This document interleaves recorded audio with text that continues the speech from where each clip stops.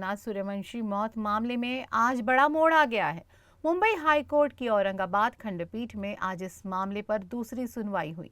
सुनवाई के दौरान एडवोकेट प्रकाश अंबेडकर ने जांच प्रक्रिया पर गंभीर सवाल उठाए। उन्होंने कोर्ट को बताया कि जांच अधिकारी ने 28 आरोपियों की जांच में बोलने के लिए दिशा निर्देश दिए थे।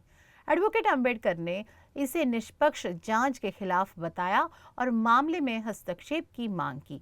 कोर्ट ने जांच अधिकारी के कामकाज पर तुरंत रोक लगाने का आदेश दिया।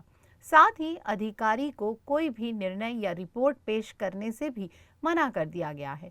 इस मामले में अगली सुनवाई 8 मई 2025 को होगी।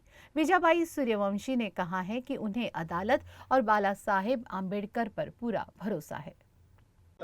आज जे आहे इन्क्वायरी ऑफिसर जे शासनाने नेमला होता त्या इन्क्वायरी ऑफिसरच्या संदर्भातली चर्चा झाली।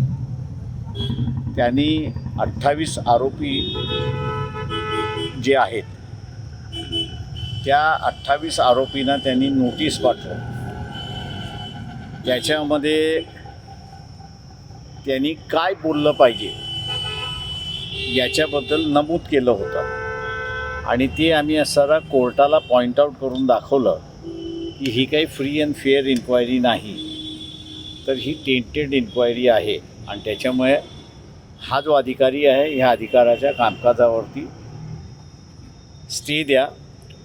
कोर्टाने असं आज जो निर्णय दिला त्या निर्णयामध्ये त्यांनी यापुढे कुठलाही निर्णय घ्यायचा नाही आणि कुठलाही रिपोर्ट सादर करायचा नाही असा आदेश त्या ठिकाणी देण्यात आलेला आहे।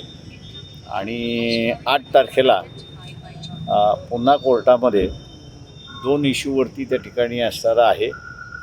एक तर SIT फॉर्मेशन आणि आम्ही असं जे सारखं म्हणतोय की सेक्शन 192 196 याच्यामध्ये पूर्तता करण्यासाठी कोर्टाने आपला अधिकार वापरला पाहिजे।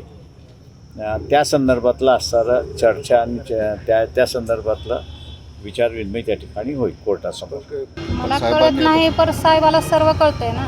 साहेबाला सर्व कळतंय, जे काय चालू आहे, काय चालतंय, काय होतंय, हे सगळं साहेबाला अनुभव आहे। आणि साहेब जे निर्णय घेईल तेच खरं आहे आणि कोर्ट जे निर्णय देईल तोच खरा आहे। साहेब बोलले ना, आता साहेब बोलले ते तर तुम्हाला माहितीच आहे। मी बोललं तेवढंच आहे, साहेब सांगितलं तेवढंच आहे, ह्याच्यात काही वेगळं न्याय भेटेल अशा। हां, आता न्याय तर आम्हाला कोर्ट देईल, सरकार तर अजूनपर्यंत दिलं नाही।